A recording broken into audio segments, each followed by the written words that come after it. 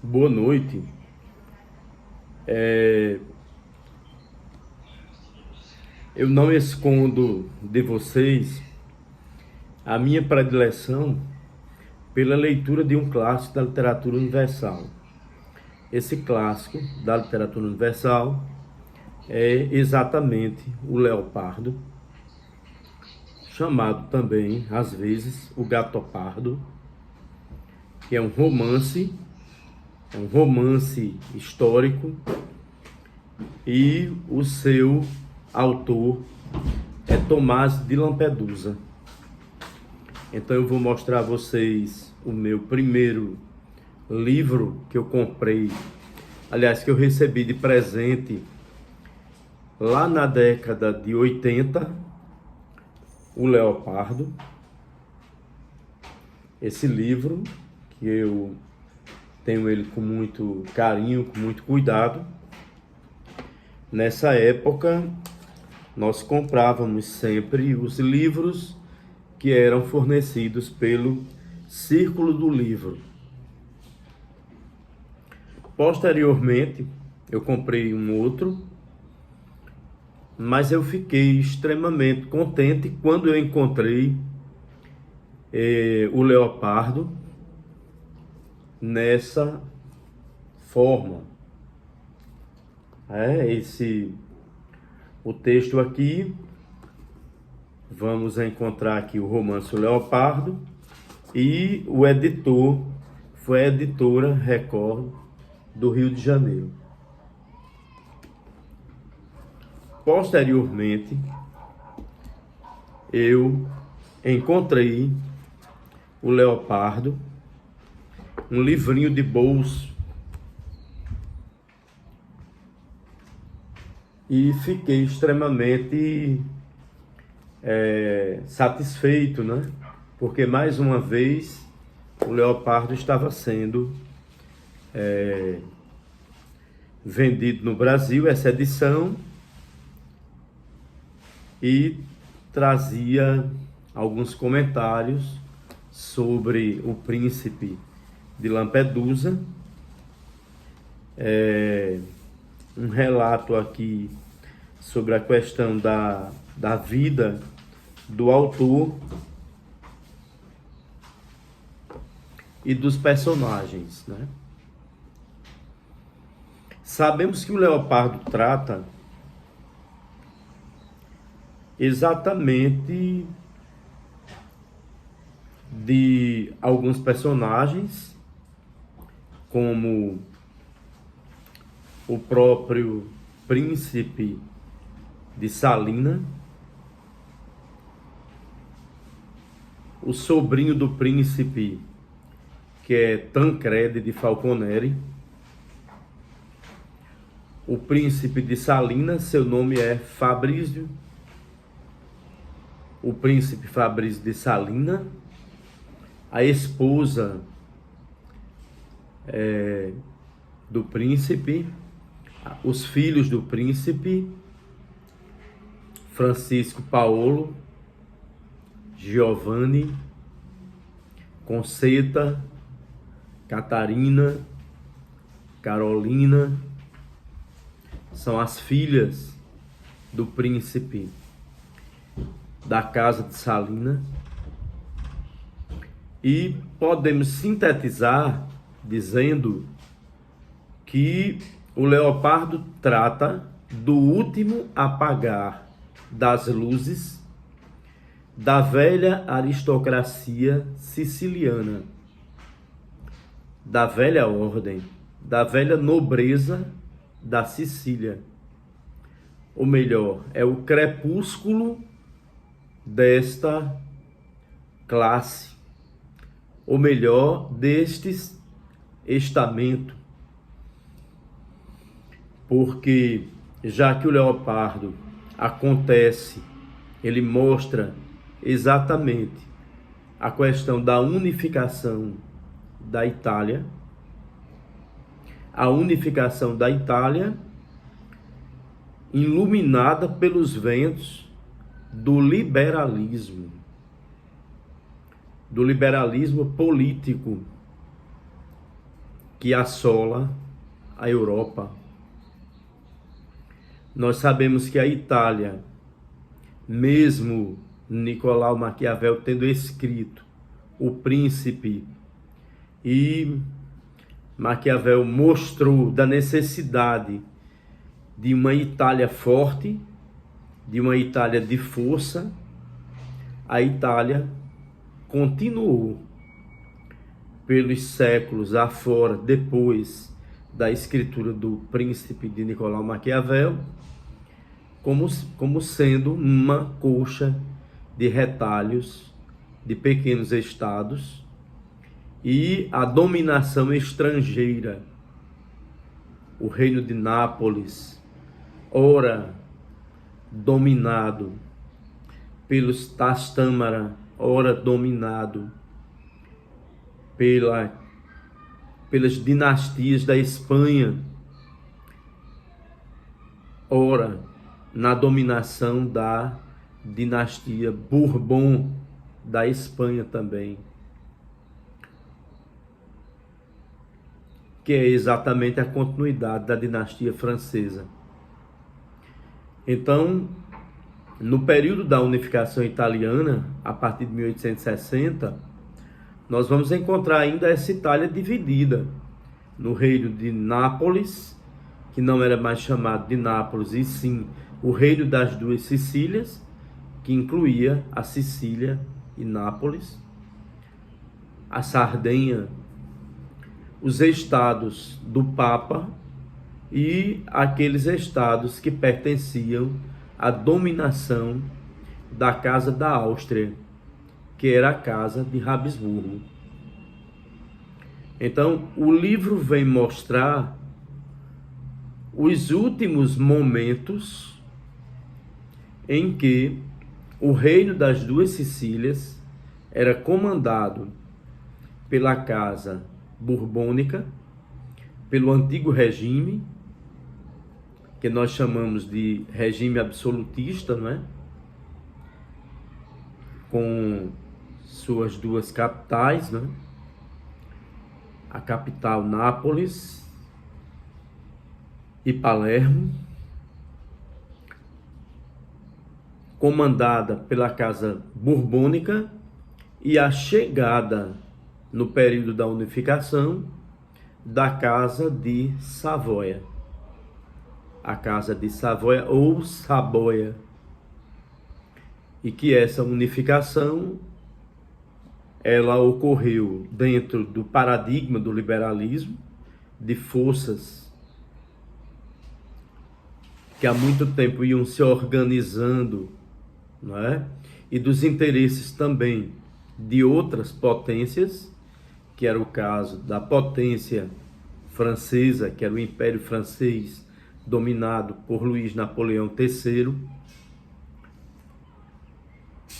Parte da Itália era dominada pelo sistema Habsburgo, o Estado tampão Habsburgo, que nós chamamos de Casa da Áustria. E a história do príncipe Fabrício de Salina é exatamente a história desse último príncipe, que representa metaforicamente os senhores, os últimos senhores do Estado borbônico, do Estado siciliano, e que via suas riquezas, seu poder, seu domínio ser constantemente subtraído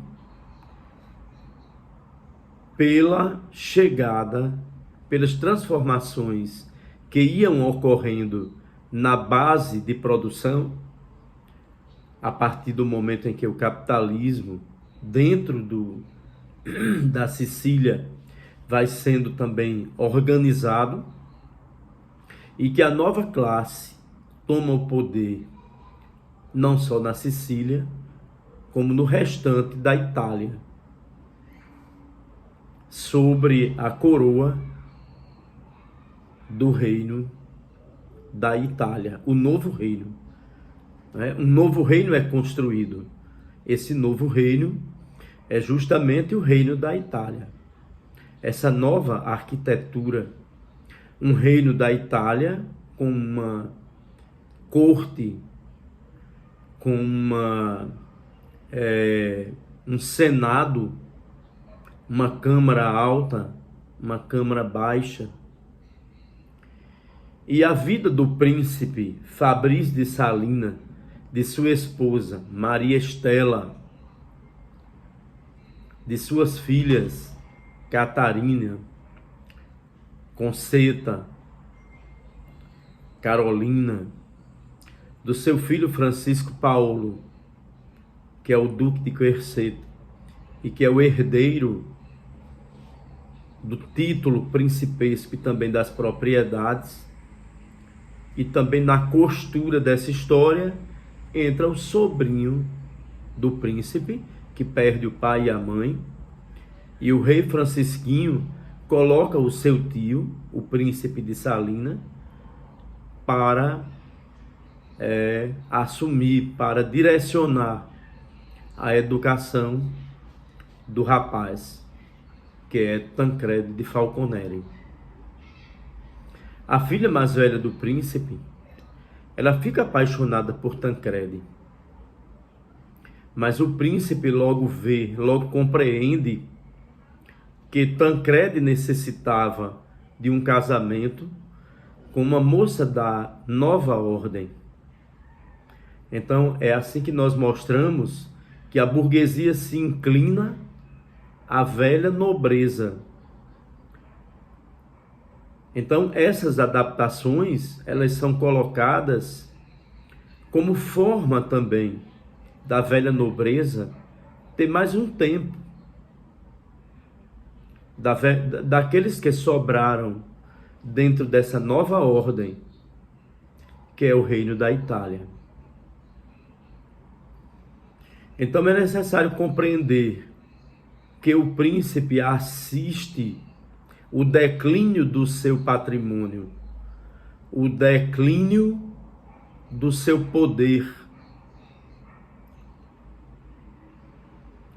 E ele assiste tudo isso e vê que Tancredo é a única pessoa que pode trazer para a velha ordem, para a família dele, uma solução, algo que fizesse durar mais um tempo. Então Tancredo, apesar de ter lutado contra o velho regime e a favor do novo, ele traz para o príncipe a possibilidade de sobrevivência da sua classe, a classe da velha nobreza. Uma outra coisa que é importante é que o príncipe tem um filho, que é Francisco Paulo, que é apenas um herdeiro. Ele não tem um desejo muito forte de luta, de fazer política. É apenas o herdeiro do título e das terras que ficam e que também são divididas com as outras filhas. E há um filho do príncipe que aparece poucas vezes no livro, que é Giovanni, que é o filho que o príncipe mais ama, porque ele é muito parecido com ele. Mas Giovanni logo compreende que não há espaço para ele dentro daquele mundo. Então ele vai embora. E poucas vezes o príncipe Giovanni dá notícias. Ele vai trabalhar na Inglaterra, nas minas de carvão. Depois ele segue em frente trabalhando com ouro. E poucas vezes o autor descreve algo sobre Giovanni.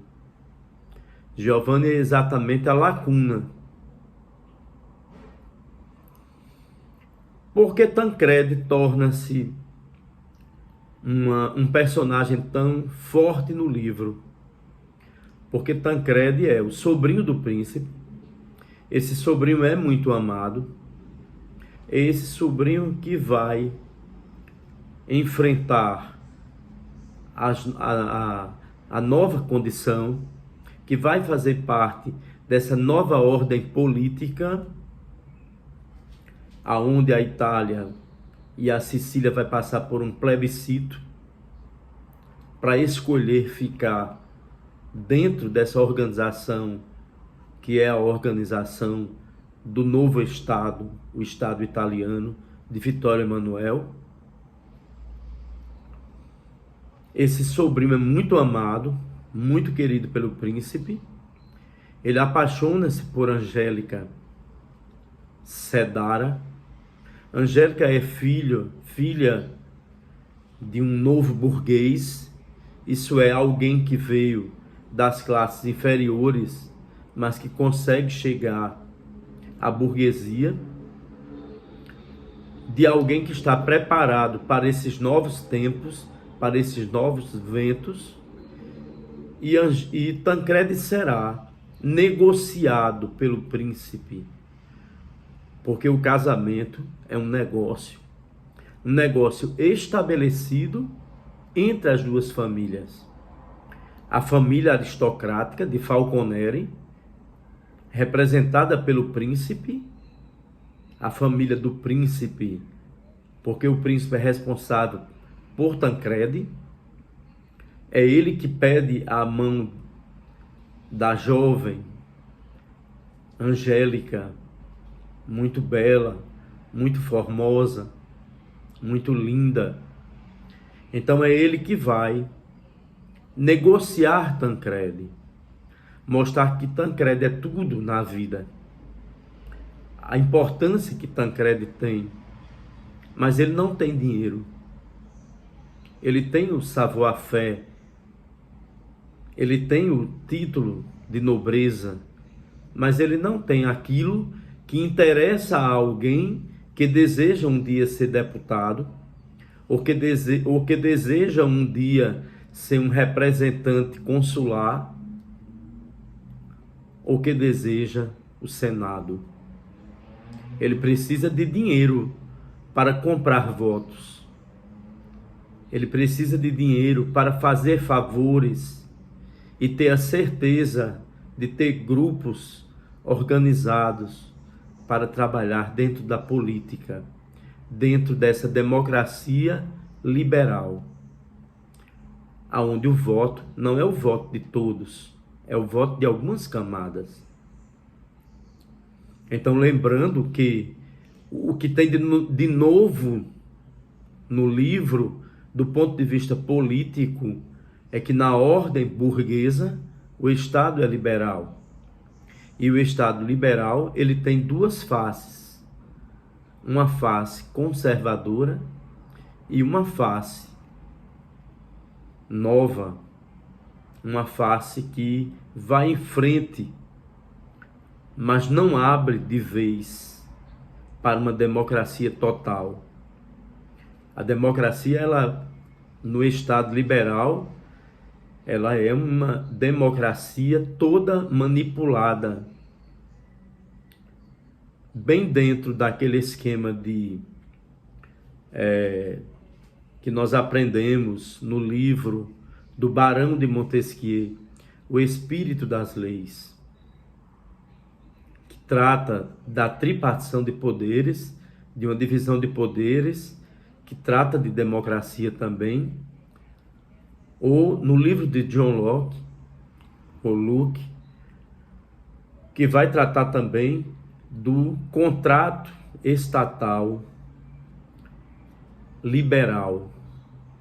Um rei que não reina, mas de modo absoluto, mas que detém poder político através de uma constituição política.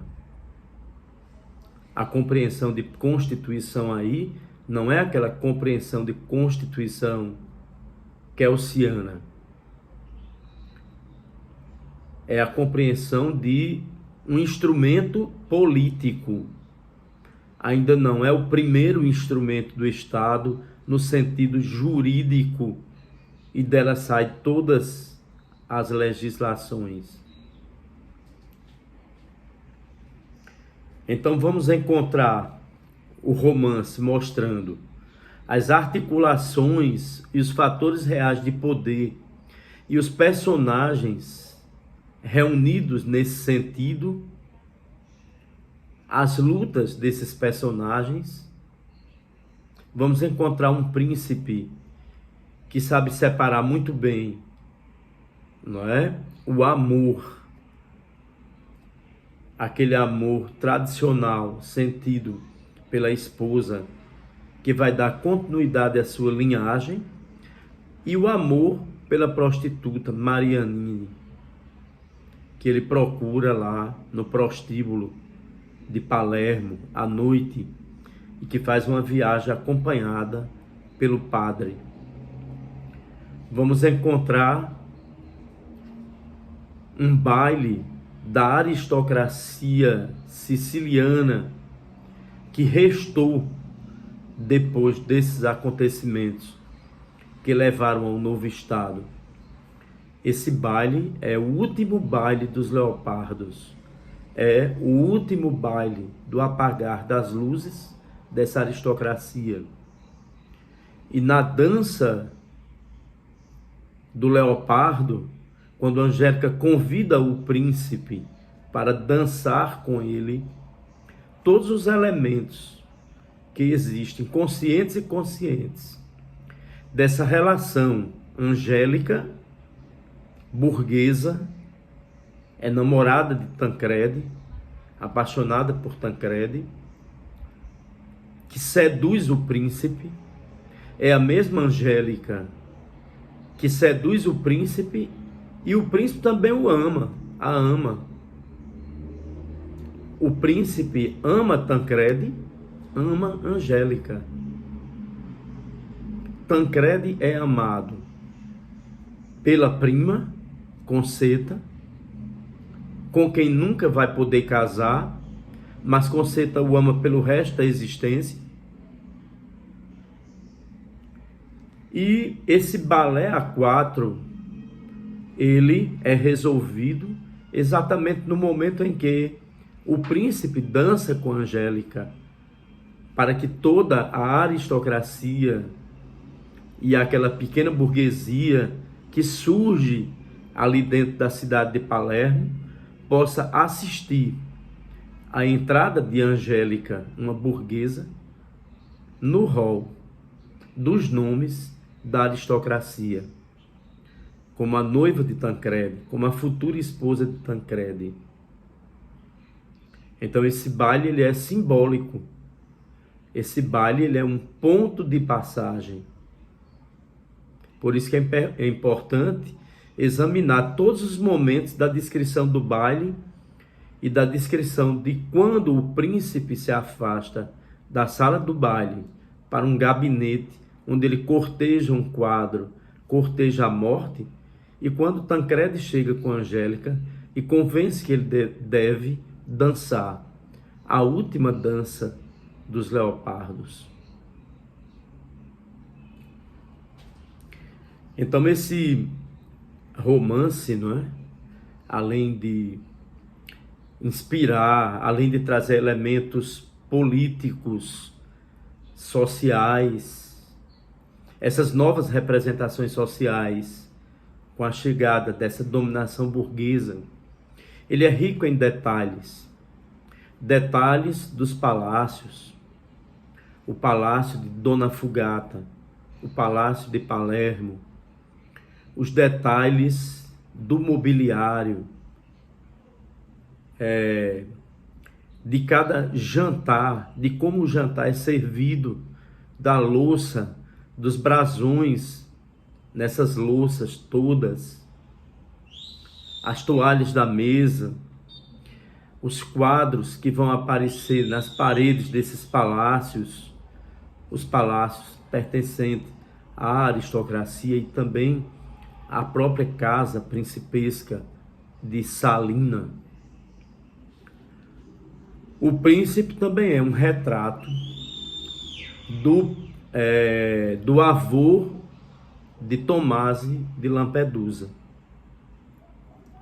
Então ele se inspira no avô, se inspira no sobrinho. Lampedusa, ele além de ser príncipe de Lampedusa, ele é príncipe de Palma, casado com uma baronesa que é também psicanalista na Itália. Desse modo, eu sempre peço a vocês, leiam Leopardo, para vocês entenderem os acordos, para vocês entenderem os acordos do Congresso Nacional, nesses últimos dias do governo Bolsonaro, para o início do governo de Lula com o PT, para vocês entenderem as articulações políticas. O príncipe é convocado no livro para ser um senador, mas ele diz que não está preparado. Porque não está preparado, porque ele tem que trapacear, porque ele tem que fazer coisas erradas, e ele não aceita fazer nada disso. Ele poderia ser um senador se fosse só para ter o nome no cartão de visitas. Então ele diz que Cedara, o novo burguês, cheio de artimanhas, que é um verdadeiro crápula, ele está muito mais preparado para essa nova ordem burguesa, desse capitalismo liberal, sedento por poder. Desse modo, eu convido a vocês a um dia sentarem, pegar o Leopardo, fazerem várias leituras, aprenderem com o Leopardo. O Leopardo é um livro tão importante quanto O Príncipe, de Nicolau Maquiavel, na Itália, quanto a Divina Comédia de Dante, que são livros lá do Renascimento. O Leopardo é um clássico. E o clássico, ele servirá em qualquer momento para dar explicações, grandes explicações sobre a sociedade, sobre os costumes, sobre a política, sobre o pensamento filosófico. O príncipe também é um pesquisador das estrelas, inclusive com reconhecimento em universidades internacionais. E o príncipe é um bom amante, é um nobre, é um aristocrata, mas que morre também, que envelhece também, que sofre também, que vê o seu tempo, o seu mundo ter os últimos estertores. Boa leitura do Leopardo. Desejo que vocês gostem, como eu gosto, ao longo desses 45 anos.